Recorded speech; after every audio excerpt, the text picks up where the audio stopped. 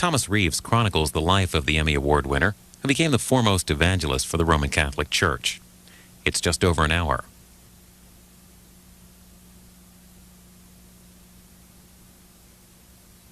I have the privilege tonight of introducing our speaker, Dr. Thomas C. Reeves, who has written this book, America's Bishop, The Life and Times of Fulton J. Sheen. On the subject of Bishop Sheen, I have to confess to some self-consciousness because I have absolutely no memory of him whatsoever. And I find it really remarkable that a Catholic priest, a Catholic bishop, could become as famous as Fulton Sheen became. It is really quite remarkable to think that a Catholic bishop would not only become a candidate for, but actually win significant awards for having the most popular television program in America. And that is the person about whom Thomas Reeves has written. About Dr. Reeves' book, Michael Novak has written the following: a controversial, challenging, and totally absorbing biography of one of the most beloved figures of the early days of television, and perhaps the most remarkable bishop in the history of the Catholic Church in America. A really remarkable figure. About Dr. Reeves. He is a historian specializing in American politics and religion. He is the biographer of President Chester A. Arthur and Senator Joseph McCarthy. His book, A Question of Character, The Life of John F. Kennedy, was a New York Times bestseller. He is a fellow of the Wisconsin Policy Research Institute and lives with his family on the other side of the lake in Milwaukee, Wisconsin. Please help me welcome Dr. Thomas C. Reeves.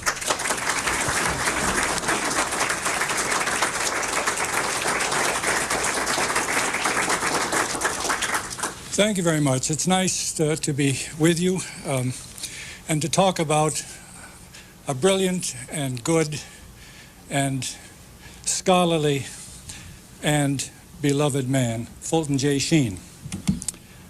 Am I getting through to the back of the room? All right. In 1996, I published a book called The Empty Church, The Suicide of Liberal Christianity. And in writing it, it helped persuade me that I belonged in the Roman Catholic Church. I had an experience very much like Cardinal Newman did. And in the course of that journey, I read deeply into American history in order to understand the church in this country. And I discovered, to my shock, that nothing had been done on Fulton J. Sheen. Nothing, really, of any substance, no biographies, no scholarly works. And I didn't understand that because when I was growing up in the 1950s, everybody in America knew who Fulton J. Sheen was. In the American history textbooks, he appears, if he appears at all, as a sort of glib spokesman for sham religion of the 1950s. He's linked with the kind of feel-good Donny Osmond kind of America that scholars generally denigrate. He's linked with Norman Vincent Peale. And then his book is called Peace of Soul, which is often cited in Norman Vincent Peale's writing. I told my wife about this strange omission, and she said, well, why don't you write the book? And so I did. And it took 2.5 years working at it full-time, and I experienced great joy and discovered somebody I didn't know at all, and that you perhaps don't know at all either. I discovered Fulton J. Sheen. In 1999, polls were taken in several magazines asking who the most influential American Catholics were in the 20th century. And in 2 polls, Fulton J. Sheen ranked among the top 5. There are still many available publications by Sheen. There are tapes available. EWTN runs his programming to this very day. His books continue to sell, as do his tracts and his tapes. I once went into St. Agnes Church in New York and bought $400 worth. He's still very much a part of our lives, and yet he isn't. Let me explain. First of all, Fulton J. Sheen was born in above a hardware store in El Paso, Illinois, and he was his father was a relatively prosperous farmer in the. Is there anything I can do with that? His father was a relatively prosperous. No, it's worse.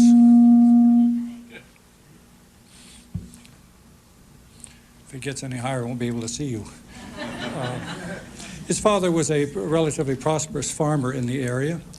There were 4 boys in the Sheen family. The family was completely Irish, and there were 4 boys born, and they were given 2 things in life that are extraordinary. First of all, they were given intelligence, and lots of it. One of the Sheen boys who went into medicine, Tom, had a photographic memory, complete recall. All 4 boys were exceptionally bright and did very well in their schooling and did well in life. They were also exposed to some sort of inner desire for hard work. They all worked extremely hard. Relatives I interviewed called it a Sheen thing. Fulton Sheen, for most of his life, worked 19 hours a day, 7 days a week. So did his brothers. It was a Sheen thing. Perhaps most important, he was given the blessing of a solid Catholic family. He talked about it all of his life. It created and instilled in him values that he never could shake. He could never read out of, and which he cherished deeply.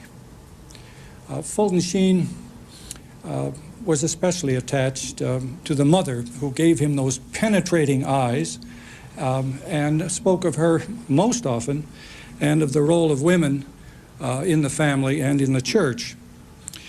The family always went to Mass. They said the rosary nightly as a family.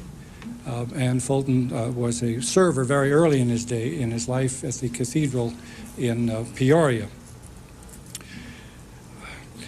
Fulton Sheen was a brilliant student, which shouldn't surprise anyone because the Sheen boys were known for doing well. But he simply roared through the schools, the local parochial schools, went to high school in Peoria and went on to college at Little St. Viator in Bourbonnais, Illinois, scoring he was either number 1 or number 2 in his class wherever he went.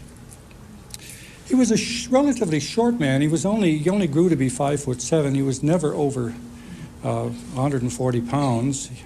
He would have an operation in seminary on his ulcers that would leave him unable to eat almost anything. He lived on candy and ice cream almost all of his life. He couldn't be an athlete, so he went into college debating, and he had some very obvious attributes. He worked hard on his subjects. He was prepared. He had a glorious voice, which I'm sure you've heard. We're going to turn this program on again after I'm through here tonight, and you can hear him again if you haven't heard him in a while. And of course, he had those penetrating eyes and became a master of the stagecraft. He developed this really in college as a college debater. As one, I know that it can help enormously. You lose your fear of audiences by simply living in terror for 4 years as you compete on the intercollegiate level. He went on to college. There was a sort of understanding in the family that he would be a priest. He was extremely popular wherever he went. In fact, I had a very difficult time in interviewing scores of people for this book and in reading as much as I could. I found a very difficult time finding anybody who disliked him, which is unusual, of course. Somebody critical of him, very little of that around. He was sort of revered in college and went on to seminary in St. Paul and did extremely well then. and did so well that he was sent to the Catholic University of America to do graduate work. There he took 2 degrees and went on to, he wanted further Thomistic studies, and so they sent him to the finest Catholic school in Europe, Louvain in Belgium. And there he earned a PhD and excelled so extremely that he was invited, the first American ever to be so invited, to compete for a superdoctorate, a postdoctorate degree, which if you could win it after being examined by faculty members from around Europe, if you could win it, you would be a full professor at the great prestigious University of Louvain. And he took up the challenge, and he said he would do it. And he left diaries from this period, which I found, and he traveled about Europe when he wasn't studying intensely. He said in his autobiography that there were 3 levels of graduates of this program, the superdoctorate. If you passed, they would have a meal that night and they would serve water. If you passed with distinction, they would serve wine, and if you passed with the highest honors, they would serve champagne. And he said in his autobiography, the champagne never tasted better than it did that night. He simply blew his examiners away with his knowledge and his charm and his ability to communicate. He was a brilliant scholar, a Thomist, who, it was said, thought in Latin. So he had a superdoctorate from the most prestigious Catholic university in Europe. And the offers came in, one from Columbia University. Oxford wanted him. He had gone to Europe in the summer. He became friends with G.K. Chesterton. His first book was about ready to be published. He had a marvelous career ahead of him. And the Bishop of Peoria, his bishop, called him home and appointed him to be a curate in a slum church in a rotten part of Peoria where the streets were mud. And no one could understand this. And Fulton Sheen did it. And he became an extremely popular young curate. And while he was back in Peoria, he exhibited his ability to preach. It's a rare gift, isn't it? And he exhibited his ability to memorize the names of almost everybody he ever saw.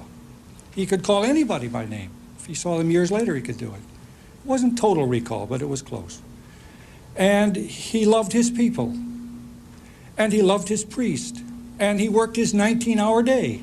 And he knocked on doors. People threw things at him. But he got people back into the church. In short, he was a success.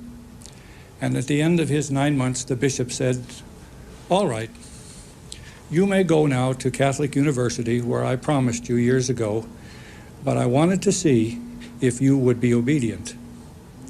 And you were. Now run along. And so Fulton Sheen, with his fancy degrees and his growing reputation in Europe and his ability to preach and write, went off to Catholic University. And instead of finding himself as a full professor at Catholic University, which apparently somebody told him that he would be since he had earned that honor in Europe, they made him an instructor at the very bottom of the totem pole. He was paid about $1,200 a year.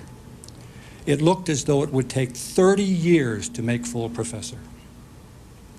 One of his classmates had gone with him, preceded him there, and he was on that slow grind up, and it appeared that he would have a very difficult time making a reputation for himself. He joined the faculty in 1926, and he would stay until 1950, and he became a very popular professor, as you might imagine. But his heart was really never at Catholic University because his talents were too great for the classroom. And he found himself being summoned around the country to give sermons and retreats. And pretty soon his reputation was such that he began to be invited to St. Patrick's Cathedral in New York. And when this young man would come to preach, 6,000 people would pack this great church. And there'd be 800 to 1,000 out in the street. The police would cut off Fifth Avenue to hear this preacher, this young professor at Catholic University. And then this new medium came along called radio. The first networks were about 1920. In 1928, he was invited to go on a program that the Catholic bishops designed called the Catholic Hour. And he was a sensation. The letters came pouring in, thousands of them a day. When he would ask people to send in dimes, the coffers would overflow with money. And he would stay on the Catholic Hour for several decades. But he was growing as a speaker, getting a reputation as a most popular young priest. He was a retreat leader in great demand as well. He traveled tirelessly. He taught 2 days a week and was on the road almost all of the rest of the time. And even while he was on the road, he wrote. Now, I had a terrible time in writing this book to put together a bibliography of Fulton J. Sheen. It had been tried twice, and I discovered very early that both attempts were failures. There were all kinds of things. His radio talks were published. Some of them weren't turned into books. There were references in bibliographies to the same title with 2 different publishers the same year. I got so that as I traveled around, I finally decided to make a full bibliography of his books alone. Forget the articles. They're in the hundreds and they're everywhere. Just to get the books, I had to hold each one of them in my hand to make sure, and read in them and see when they were published and who did them and so on. Finally, it's an appendix in the book. He wrote in his lifetime 66 books. I was in Washington last week and in an elevator with a great American writer, Catholic writer, and I told him that I thought that he was probably the best competitor I knew of for somebody who had written as much as Sheen had. And the man kind of huffed and puffed and said, well, I do have 15 books. I didn't have the heart to tell him that he was only a quarter of the way there. Yeah, but he did. He wrote 66 books. There's a lot of repetition in these books, to be sure, but it's an amazing feat of persistence and insight and just sheer sweat. 66 books. He wrote articles. He wrote pamphlets. I brought along an excerpt, a brief one. In fact, it's only 1 sentence long from a 1948 book that Fulton Sheen wrote, and it gives you a little bit of a sampling, unlike what he's saying on the television programs, of the way he wrote. This is 1 sentence, a lot of semicolons, but here you get the point. Listen to Fulton Sheen, the writer. He's writing one of the last days when each of us is face to face, a day that will come. And he writes this: there will be no attorneys to plead his case, no alienists to plead that he was not in his right mind because he did wrong, no Freudians to plead that he was not responsible because he had an Oedipus complex. All the masks will be taken off. He will step out of the ranks, away from the crowd, and the only voice he will hear will be the voice of conscience, which will not testify in his behalf, but will reveal self as he really is. Its X-rays will penetrate beyond all moods and fantasies, gestures and schemes and illusions. No loud orchestra will play to drown his conscience. No opiates will be served to make him forget or waft him off into the delightful irresponsibility of sleep. No cocktails will be served at heavenly bars with angelic barmaids to make him deaf to the voice of conscience. No Marxist will arise to defend him and say that he was determined by economic conditions under which he lived and therefore was not free.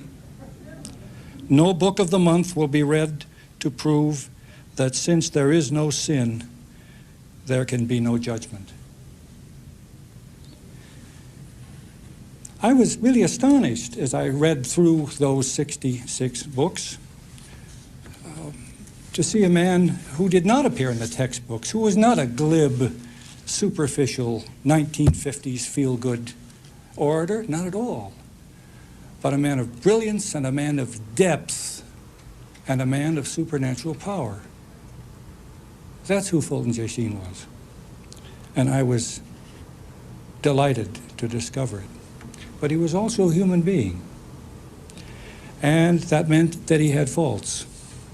And in his autobiography, he talks a lot about his faults, his pride, his willingness to accept large fees for his talks at times, to live well, to build a nice house, much nicer in Washington, D.C. than his colleagues at Catholic U had. But there are a couple of things he didn't say in his autobiography. I discovered that I got into the personnel files of Catholic University. No one had done that before, and I discovered that Fulton J. Sheen invented one of his doctorates.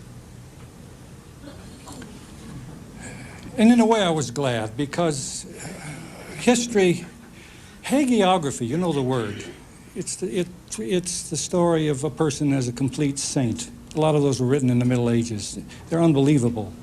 And I discovered that Fulton Sheen was a real human being and that he had a real scar on him that nobody else knew about. And people, as I checked this, I kept asking people, and they couldn't believe it. But it's true, and it's a sin that he couldn't ever admit, really the only one. But he did it. He did it out of vanity, but he really did it initially because he wanted to shortcut the 30 years it would take to become a full professor. And he added a degree to his list of fine degrees. It did him no good, but he was unable later in life to jettison it. And it lasted, the secret lasted 20 years after his death. In 1948, he traveled around the world with Cardinal Spellman, the most powerful prelate in America and one of the most powerful in the world.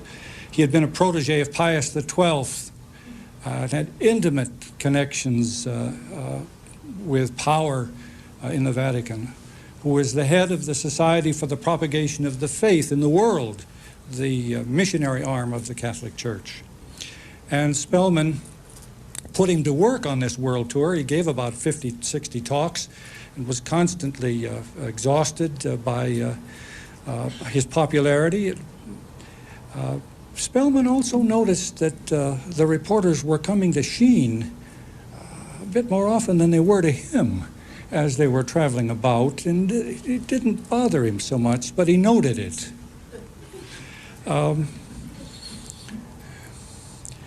Sheen became Spellman's protege. They became acquainted because of Sheen's oratory at St. Patrick's Cathedral. And in 1950, Cardinal Spellman made Fulton Sheen the American head of the Society for the Propagation of the Faith. So he quit Catholic U and went to work as a fundraiser for this great missionary activity. He had proved that he could. He raised all kinds of money on the Catholic Hour. By this time, he'd published 25 books. The royalties were pouring in. He was giving most of it away. And this job came with an episcopacy. So he was made a bishop in 1951. The following year, there was this new medium that came along called television. And by late 1952, early 53, most Americans had a television set, and the Catholic Church had yet to have a presence on this new medium. And in New York, they began to think about starting it there, since most of the early television sets were in New York. And there was a little network called Dumont that was owned by Catholics. And one of Cardinal Spellman's staff suggested, who was appointed to be in charge of creating some sort of television presence, suggested that Fulton Sheen, who had done so well from the pulpit and been on the radio for so many years, might be the person to do it. So they rented a little place, and the little Dumont station put him on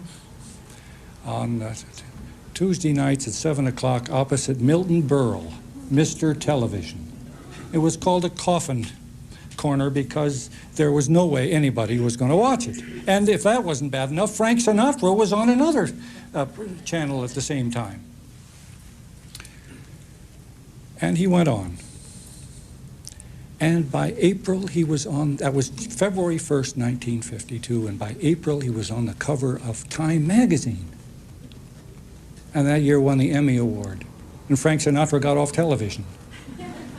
And Milton Berle was stunned and lost a lot of his ratings to this man. Now imagine in a world, it's very hard for those of you, say, under 40, imagine a world in which millions of Americans sit down, turn on prime time television, and get a bishop in full clerical garb talking to you about life's problems. Turn it on today and see what you get at 7 o'clock on Tuesday night. People didn't think it possible that he could be as successful as he was. First of all, there was a lot of anti-Catholicism around in the early 50s. You remember what Kennedy had to go through in 1960. But in the early 50s, there was a lot of it around.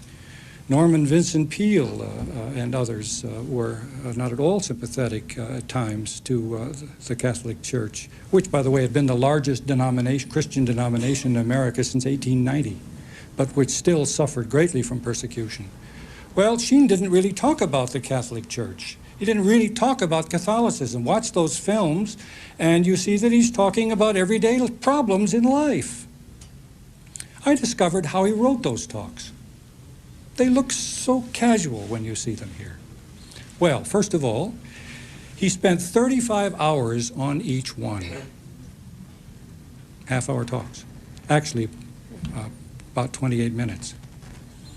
35 hours. Then, when he was finished, he gave the talk in Italian to a professor friend of his. Then he gave the talk in French to a young woman he hired to listen to him. I interviewed her.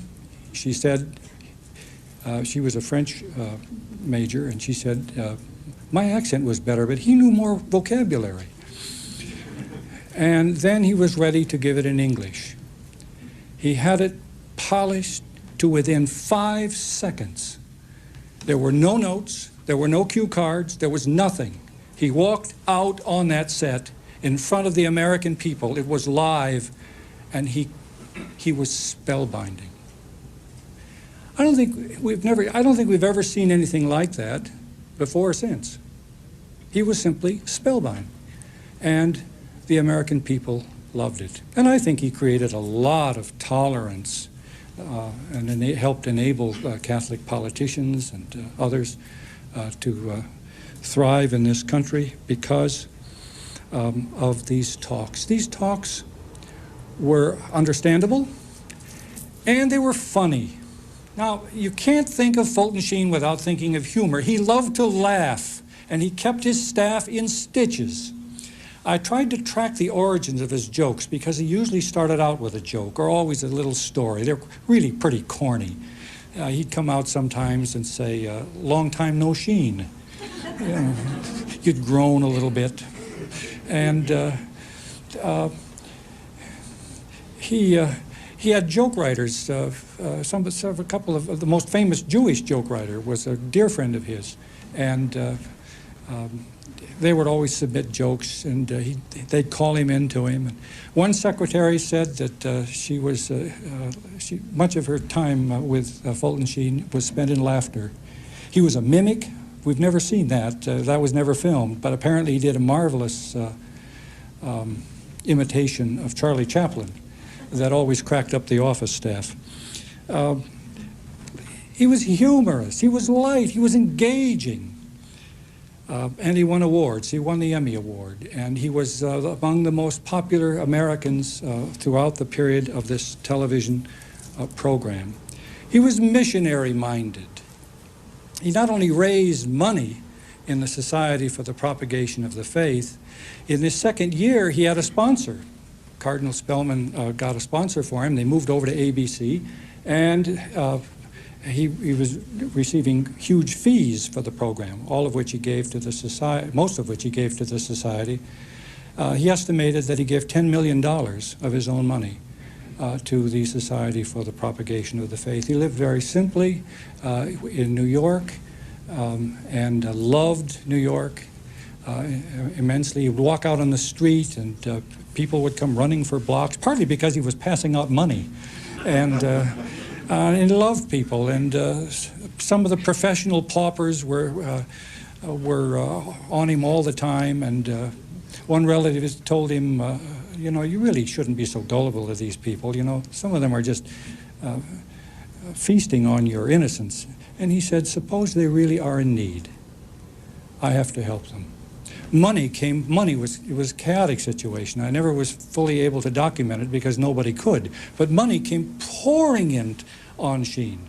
And he would oftentimes simply pour the money back out again. If you wrote him a letter and said, I'm in desperate shape, I need your help, there'd be cash in the envelope that would come back. And there was no accounting, there was no income tax. I went to an accountant and asked him if this was legal, and he wasn't sure either. The money just came pouring in. It would go from one hand in one envelope and get stuffed into another one. And sometimes the money, people were always, especially wealthy converts, were always pushing money into his pockets. And he would simply give it out as he walked down the street. He helped. He's famous for his celebrity converts. Henry Ford II and an assortment. Claire Booth Luce, there was a tough one. A very brilliant, very loose lady, the actress, who was embittered because her only child died, and she lashed out at Sheen in rage at first and became his dearest champion and a convert of some significance. There were others, but I found all kinds of people he helped. He went to hospitals endlessly. He had a little book filled with hundreds of entries. He was constantly on the move in his 19-hour day. How he was raising money, how he was writing 2 newspaper columns, how he was writing all these books, editing a society journal. How he did all this, I don't know, but he did it. He would walk into a bookstore and order books, sometimes 20 at a shot, and come staggering out with them, and he would get through them in a hurry. One of his assistants told me when I interviewed him that he was a little suspicious of Sheen and books, because one time they went to a bookstore and he loaded up and he came home, and it was about 10 o'clock at night, and Sheen the next morning talked about one of these books in detail that he had apparently read from 10 o'clock on. They were up at 5. And from 10 o'clock on. And so the young priest said to himself, I'm going to find out about this. So he told Fulton Sheen that he was feeling badly that day, and would he just go on, he'd stay home and regain his strength. When Fulton left, the young priest went to find the book that had been purchased the night before and that Sheen had talked about. It was marked all the way through. Sometime between 10 o'clock and when they got up at 5, he had gone through it. And yet he found time to spend an hour a day, all of his adult life, in front of the Blessed Sacrament. His holy hour, which he said generated the strength, the spiritual power that kept him going. The thing about Fulton Sheen to remember is that he was a supernaturalist. That's very much in disfavor right now, of course. It's always been in disfavor, certainly since the Enlightenment. It helps divide Christians. Do you really believe that God loves you enough to enter into history, not just way back then, but now? Isn't the whole purpose of news to persuade you that that isn't true? I mean, what is news but a collection of disasters all over the world? And yet the Christian message is that God is not dead. He's alive and loves us now. Sheen believed that. He was a supernaturalist. He went to Lourdes 14 times and said it was miracles happened to him a couple of times in his life, 2 of them at Lourdes. He talked about it. He was a supernaturalist. It's the only kind of religion worth having, you know.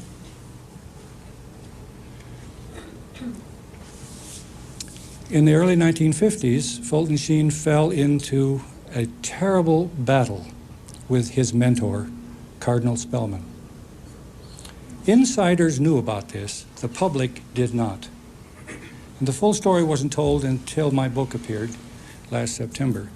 And the reason I was able to tell it is that I went to Cardinal O'Connor in New York and pleaded with him personally to give me access to the Spellman papers. We don't have a good biography of Spellman. We have an authorized version that he put out, done by an adoring employee. And we have a scurrilous book, which calls him a homosexual without evidence. But we don't have a good book even yet. And the papers are locked up, and Cardinal O'Connor gave me permission to examine relevant letters between Spellman and Sheen. And there was a larger collection, which perhaps I'll talk about in the question and answer period, that has disappeared. I now know where they are. But what I was able to see fleshed out the rumors that other people had heard for a long time. It was a terrible battle between the 2 men, and it was about pride. The most powerful Catholic bishop in America and the most popular bishop in America clashed, really about money initially. Spellman was since he was the international head of this organization, the Society for the Propagation of the Faith, was given to distributing money around the world wherever he went. And Sheen thought that was not only illegal, it was done simply to glorify Spellman. And he said, you can't do it. And Spellman said, you're telling me I can't do something? And Sheen said, yes. And then the struggle got hotter and hotter, and finally there was an argument about whether or not something was donated or paid for by the Society for the Propagation of the Faith. And the 2 men, this is all again under the surface, the 2 men found themselves in front of Pius XII to settle the argument. They presented the facts. Now, Pius XII, of course, had known Spellman forever. He had brought him up to power. He knew Fulton Sheen by his first name and adored him. And now he had to choose between the 2 men. One of them was lying. He weighed the facts, and he decided correctly. He sided in favor of Fulton Sheen. And Spellman said, I will get you if it takes me the rest of my life. Fulton Sheen was driven off of television. He was made a non-person in the Archdiocese of New York. People turned their backs. He was told his lecture requests fell off. The struggle became so severe that finally Spellman went to Pius XII and extracted from him a promise to approve the driving out of Fulton Sheen from the Archdiocese of New York. Now, Sheen had his choice. He could go to about 6 or 7 places in the world, and he chose Rochester. Spellman was worried because Sheen, although he was 71 years old, Spellman was 77, and was going to retire, and he was afraid that Sheen would be made his successor. The 2 were simply mortal enemies. It grieved Fulton Sheen terribly. I'm not so sure it grieved Spellman. He had the upper hand. At any rate, in 1966, the 2 men met together, and they met the press. And it was announced, they were both smiling and hugging and lying. the two men announced that at long last Fulton Sheen had been given a diocese, the Diocese of Rochester, and he was relieved from his office at the Society for the Propagation of the Faith and was sent into what I call exile in the kind of stodgy upstate Diocese of Rochester, which had had the same bishop for over 30 years. And there it was hoped he would disappear. He didn't. Fulton Sheen had been to Vatican II. He attended all the sessions. And he was thoroughly in step with the reforms that were being made. And he decided, since I have to go to Rochester, I will make a model diocese, a model reform diocese of Rochester. And he tried heroically. And he bungled many things. He'd have no administrative skills. He was a speaker, a thinker. He was an expert in Marx. He was an expert in Freud. He read deeply in psychology. He wrote about it. He wrote about that and all kinds of other things, but he didn't have the vaguest idea of how to administer anything. He was a thinker, not a doer. And it's a long story. It's an absolutely fascinating part of the Sheen story. He didn't make it. The diocese rose up, and he resigned. And that was 1969, and for the last 10 years of his life, stricken with heart disease, he had bypass surgery. They finally had to put a pacemaker in. He was in terrible torment, the oldest person ever to have a pacemaker to that point, and he was in terrible pain and agony. He continued to write books. He continued to travel all over the world and to speak. He tried 2 more television shows, and he wrote Treasure in Clay, his autobiography. It's a wonderful book, and I hope you all will read it. It doesn't tell you much of what I've been telling you, but it's his humor, his gentle nature, his deep spirituality are all in this book. It's been dismissed by critics. I think they're wrong. It's a wonderful book. In 1978, the new Pope came to America, John Paul II, and actually 1979, and came to St. Patrick's Cathedral, and they brought up Fulton J. Sheen, who could barely walk. He was in such pain. They brought him up near the altar, and the two men met in front of the altar and embraced. And 6,000 people rose to applaud. And people up close saw the Pope whisper something in Sheen's ear. And they asked him later, "What did he tell you?" And Sheen said, "He told me I had been a loyal son of the church." And that's another vital ingredient to understanding Fulton Sheen. He not only was a supernatural man, he believed that the church was Christ's church. And he obeyed it all of his life.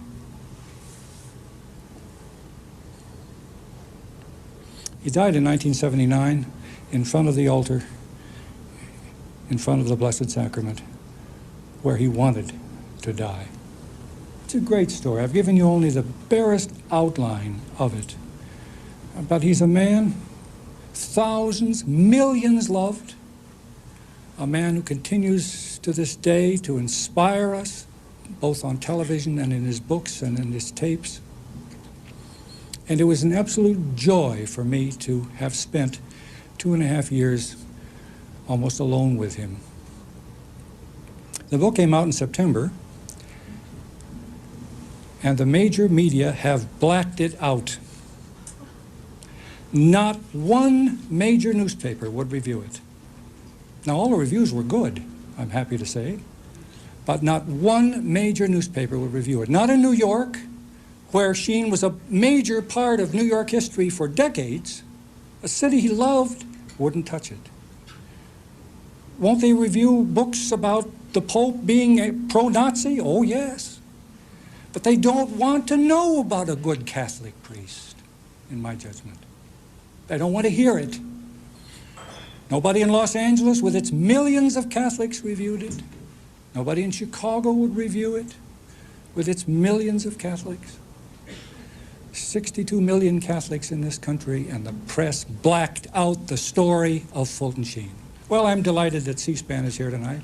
It's a first, and it has opened a door, and perhaps a little more fairness will rush in, and a story of a good man, not just a controversial or bad man, will again become news. I think he was the most important Catholic of 20th century America. I think the record will show it. And now there's an effort to canonize him. And I'll close with that. Cardinal O'Connor approved it. The Cardinal of Chicago is a sponsor of it, and they're making definite moves now to do the preliminary preparations for attempting to have Sheen be canonized. People have asked me how I feel about that, and I have no problem with it at all. He was a real human being. He had faults. That makes me love him all the more. He was a holy man, a blessed man in many ways, who can inspire us and make us better Christians.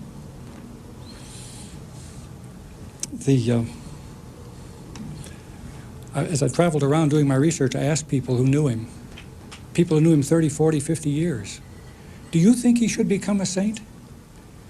They all said yes, but a couple of them laughed at me and said, we pray to him already. Thank you very much.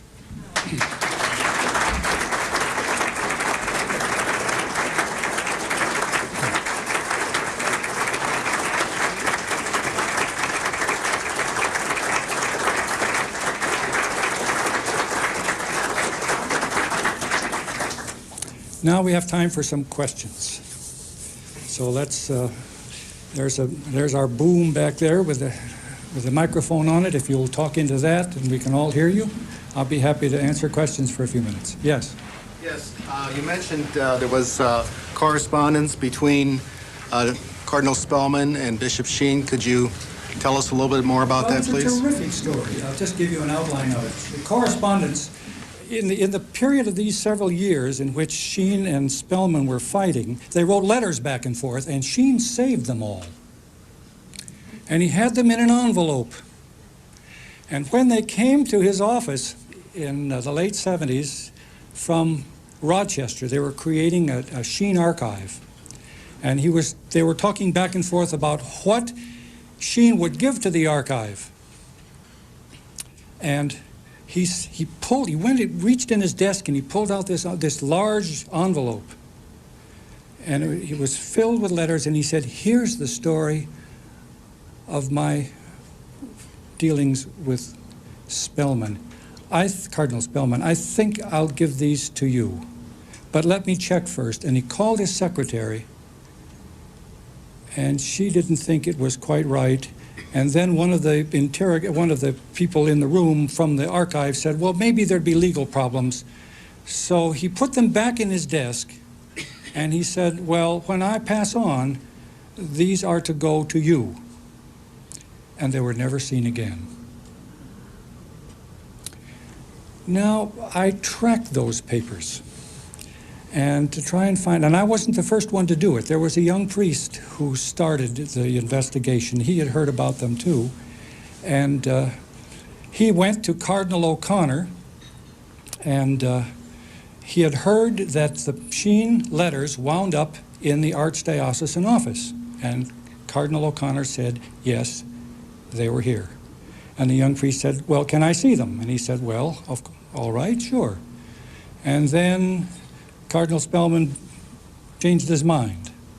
And then they went back and forth a few more times, and all of a sudden, O'Connor said to the young man, I've sent them to Rome. And that was the end of it. So I came along, and I had an interview with Cardinal Spellman Cardinal O'Connor years later, when I went to him to ask him about permission. And I said, he said, when I became Archbishop, I found this box, in my office, and the box said, "Do not open." So I opened it. He said, "My successor was a holy man. I'm not." Well, I didn't believe that, but that's what he said. And there I found all the letters. And he said, "I sent them to Rome." So he told the priest that, and he told me that. But then I wrote to the Vatican, and the Vatican wrote back and said, "We have no relevant papers." I think that's the language they used. Or no important papers pertaining to Archbishop Sheen. Which implied, almost said, we have nothing, but it didn't quite say that. So somebody was not telling the truth. So after O'Connor's death, I wrote to the new Cardinal, Egan, and I said, "Do you have those letters in your home?" And he wrote back and he said, "No, I do not." That means Rome has them. And while they may not be relevant, I would strongly suggest to you that we will never see them again. And I think it's a shame. On the other hand, what would they tell us really that we don't know? There'd be a lot of vitriol, a lot of venom, a lot of nastiness. We do know the outline of the story, and maybe in the wisdom of the church, that's probably all we need to know. At any rate, that's where they are now. They're in the Vatican, and I don't expect to be admitted in to see them very soon. Yes. If you were to write a second book, what stories would you include in that book which are not included in the present book that you wrote? In other words, what other fascinating points would you like to bring up that you did not include? That's a good question. The answer is I really don't have any. I think that what I learned is in that book. I wrote a conclusion which the publisher didn't like. But I think that what I needed to say about Sheen is said in the book. Maybe the publisher was right. There are a lot of things I haven't talked about tonight. For example, his commitment to civil rights early in the late 1920s, his abhorrence of anti-Semitism, and so on. His secret money that he funneled down into the South to help blacks, built a hospital in Arkansas, and so on and so forth. There are a lot of things I didn't talk about, but they are in the book, and I really think that one reviewer said, well, there's still more to be said, which is what you're implying, and my response to that is, I doubt it. Unless some new material shows up, I think that I've told the story. Probably haven't told it well enough. But if it isn't well enough, read Sheen, and you'll see the man himself. And it'll be worth your time. Yes? Do you think there was a jealousy among the other bishops against Bishop Sheen? Oh, was there a jealousy? Well, sure. I mean, Sheen had everything. He was the premier bishop in the church, and he was the most popular, and nobody else was getting 20,000 letters a day coming into his office, and I'm sure that there was a lot of jealousy. But when I went around to talk to the people who had known him, the priests, the bishops, the people of his age, and I talked to quite a few, there was no sense of jealousy or bitterness at all. They knew that they were in the presence of somebody and something extraordinary. Yes? I'd be interested in hearing a little more about his supernaturalism that you described earlier, perhaps one or two of the miracles that he... When World War II broke out, Sheen wrote, he was always writing something, and he wrote a little book to the troops in which he took the position that accidents happen, that horrible things really do happen. But he changed his mind later in life and believed that nothing was accidental. He believed that the hand of God was in it. You can't see it right now, but that the hand of God was in it in the long run. He believed that God was present in human history, not just some deity who created us and left, which was the view of several of the founding fathers who were deists. He was not that way at all. And when he said the rosary every day, and when he was in front of the Blessed Sacrament every day and said Mass, his priestly rule every day, he meant it. And it's what sustained him. He believed in the continuing presence of God in the sacrament and in the church. And he lived that way, that's all, and taught others, the hundreds who came to him, the thousands who wrote to him, the millions who sent him money. The message was always the same. God loves you, and he cares. You can't see it right now, maybe. But wait till you're old, and maybe it'll become clear. Or maybe he will make it clearer to you when you meet him face to face. And we all will. So that's the essence of his supernaturalism. He was a believer in every sense of the word. Let me give you one example. One of the times he went to Lourdes. He tested God. We're not supposed to do that. But Sheen did. He had a miraculous vision when he was in seminary. He was absolutely convinced that he had a special relationship with the Virgin Mary. He wrote one of the great books on the Virgin Mary ever written. It's for sale back there.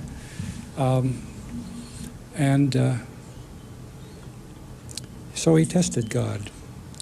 If you really want me to do something for you, he said, show me. I'm going to Lourdes, and I want you to send me a 12-year-old girl on her birthday to present me with a rose. If you do that, then I will know. And it happened. And Sheen knew. He had known all of his life. He would know it to the very end. Lying desperately ill in a hospital bed, so sick he could hardly move. The man next to him was dying. He was a Jew. And the widow looked over and saw Fulton Sheen moving his fingers up to bless, which is all he could move, to bless the dying man next to him. Thus he lived and thus he died, a man of supernatural faith. Would that we would have even the tiniest percentage of the joy that he experienced. Yes? And one anecdote, one question. You may or may not know you've got a Fulton Sheen in the audience here tonight. You probably do. I didn't know that. And the question, where's Bishop Sheen buried? Well, he is buried under the altar of St. Patrick's Cathedral, and so is Cardinal Spellman, and they're on opposite ends.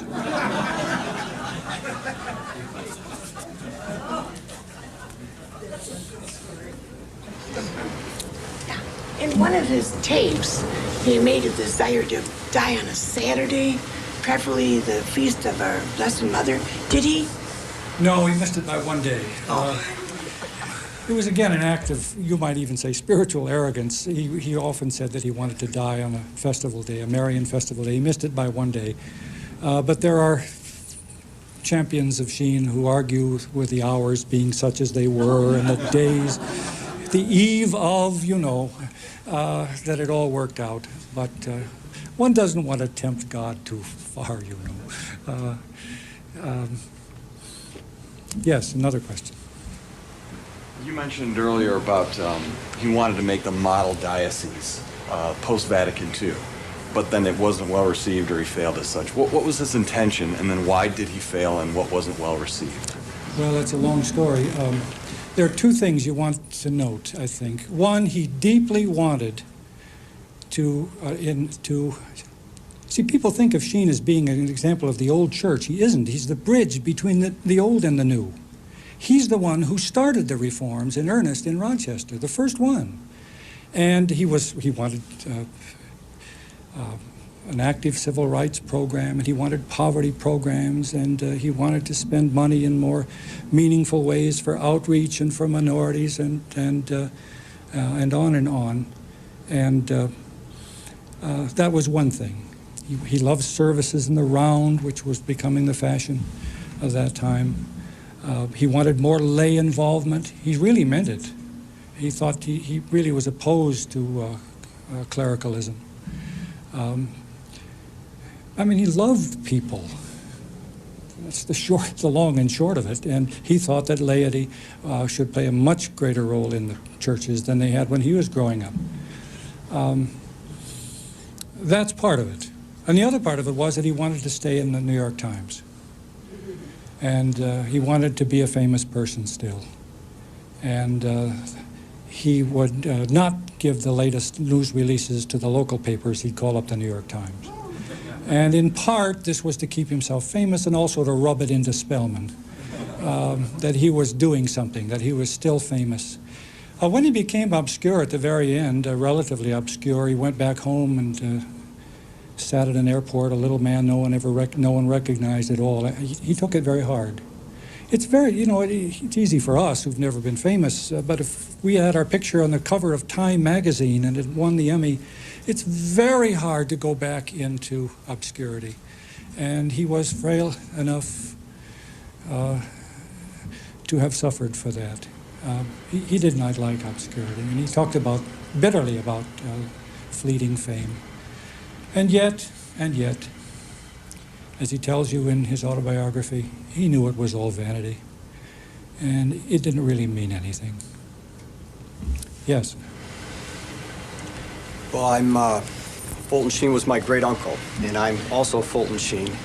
And I remember the last time that I spoke with him, he married one of my cousins in Wisconsin, and that was in July.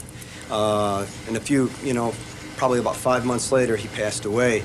But when he stepped up onto the altar and he gave the message, it was like, at that time, he was 84, but he probably dropped 20 years and gave a tremendously powerful message. And I don't think that really 2 days goes by where somebody says, I remember a Fulton Sheen, and he had the ability to share his faith and communicate that faith to almost everyone he met and the television public as well. And so I think that's a great testimony to him. If you didn't hear his name is Fulton J. Sheen. I interviewed him in the course of the book, and I'm delighted to meet you, sir. Thank you. One more question? Yes, up front. If Fulton Sheen were alive now and at the height of his powers, would a person like that be able to have as much success now as he had back in the 1950s? Probably not, because we're a much harder, cruder people. The media itself, I blame almost everything on the media, and they would not give him the avenue, the openings. He'd have to buy the time, and it would be on an obscure network, and he would not. And yet, the power of his message, you said it is at the peak of his power. Watch these programs. You're still moved by them. There's not much competition available in our own time, as far as I can tell. I think he's still capable of reviving much of the church and instilling